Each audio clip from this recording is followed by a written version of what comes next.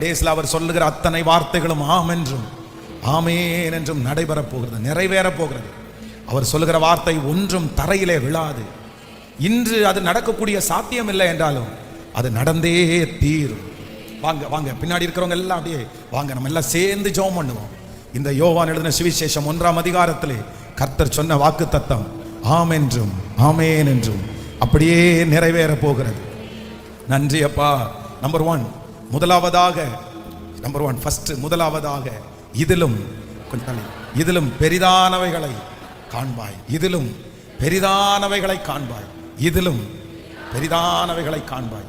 நீங்க இருக்கிற போஸ்டிங்கை விட அடுத்த ஒரு உயர்வை கர்த்தர் உங்களுக்கு தரப்போறார். ஹல்லேலூயா. எல்லா விதத்திலையும் இப்ப இருக்கிறது உங்களுக்கு திருப்திகரமா இல்லாம இருக்கலாம், இப்ப இருக்கிறத நீங்க ரொம்ப தவற கூட விட்டு இருக்கலாம். ஆனா ஆண்டவர் சொல்லுகிறார், இதுவரைக்கும் நீ பார்த்தது ஒரு சின்ன அற்புதம் தான் மகளே. இதுவரைக்கும் நீங்க பார்த்தது, நீங்க அதை ரொம்ப பெருசா நினைக்கிறீங்கன்னு கர்த்தருக்கு தெரியும். நம்ம ரட்சிக்கப்பட்டதே ரொம்ப பெருசு, நம்ம இந்த கர்த்தரை தேடுறதே ரொம்ப பெருசு, நம்ம ஜீவனோட இருக்கிறதே ரொம்ப பெருசு. எவ்வளவு பெரிய பிரச்சனை இதெல்லாம் கர்த்தர் உங்களை தூக்கி எடுத்திருக்கிறாரு. அதை நினைக்க நினைக்க உங்களுக்கு எவ்வளவு ஆசீர்வாதமா சந்தோஷமா இருக்கு. ஆனா ஆண்டவர் சொல்றாரு, இது இல்ல இதிலும் இதிலும் பெரிதானவைகளை. விசுவாசிக்கிறீங்களா?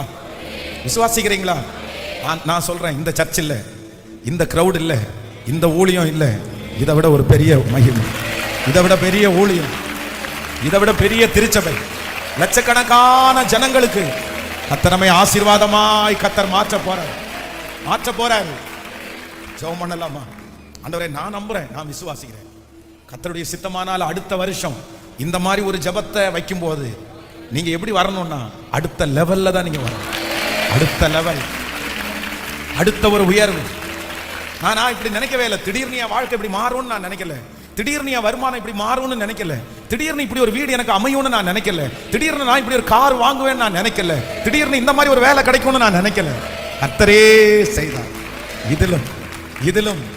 இதிலும் பெரிதானவைகளை சொல்லுங்க. கையை உயர்த்தி இந்த ஃபர்ஸ்ட் இந்த வார்த்தையை நான் நம்புறேன் ஏசப்பா. இதை நான் நம்புறேன் ஏசப்பா. எனக்கு திருப்தி இல்லாம தான் ஏசப்பா நான் இருக்கிறேன். இந்த காரியத்துல எனக்கு பெரிய திருப்தி இல்லை. நான் இந்த காரியத்துல நிறைய பேரிடத்துல கையேந்துறது மாதிரி தான் இருக்குது. இந்த சூழ்நிலை எனக்கு போதும்னு நான் நினைக்கல. என்ன நீங்க கண்டிப்பா அடுத்த லெவல் என்னை கொண்டு போகணும். நான் அடுத்த லெவல் கண்டிப்பா போகணும். அடுத்த ஒரு உயர்வை நான் பார்க்கணும். அடுத்த ஒரு பிசினஸை நான் பார்க்கணும். என்னை தட்டி எழுப்புங்க. நீங்க என்ன அதற்கு நம்ப பண்ணுங்க.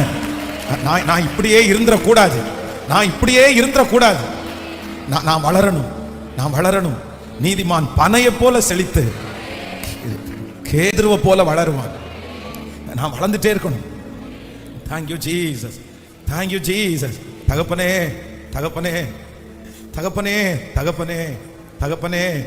இதிலும் பெரிதானவைகளை இதை தக்க வைக்கிறதுக்கே என் பிள்ளைங்க நிறைய பேர் போராடிட்டு இருக்கிறது உங்களுக்கு தெரியும் சாமி. இந்த ஆசீர்வாதத்தையே கர்த்தர் எனக்கு நிரந்தரமா கொடுத்துட்டாருன்னா போதுமேன்னு நினைக்கிற பிள்ளைங்க தான் நிறைய பேர் இருக்கிறாங்கப்பா. இதை தக்க வைக்கிறதுக்கே என்னால முடியலன்னு சொல்றவங்க தான்ப்பா நிறைய பேர் இருக்கிறாங்க.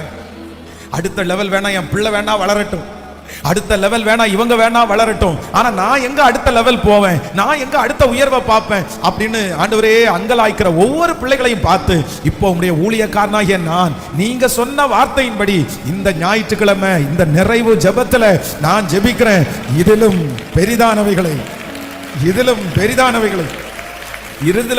பெரிதானவைகளை காண்பாய். அவர்கள் கண்கள் பார்க்க, அவங்க கண்ணு பார்க்க ஏற்கனவே இருந்ததை விட பல மடங்கு நீங்க தரப்போகிறதற்காக ஸ்தோத்திரம். ஆமென். சோ இதை சாதாரணமா நீங்க எடுக்க வேண்டாம். இதை கண்டிப்பா உங்களுக்கு இன்னைக்கு இரவுல டைம் இருக்கும்னா கொஞ்சம் இதை ப்ரிப்பரேஷன் பண்ணி இதை நீங்க சுதந்திரிச்சு நீங்க ஜெபிங்க. இல்ல உங்களுடைய உயர்வு இது கிடையாது.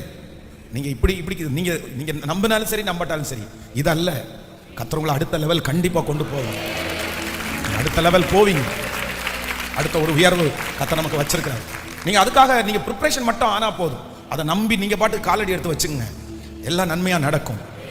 ஏற்ற நேரத்தில் கர்த்தர் அந்த வாசல்களை திறக்கும்.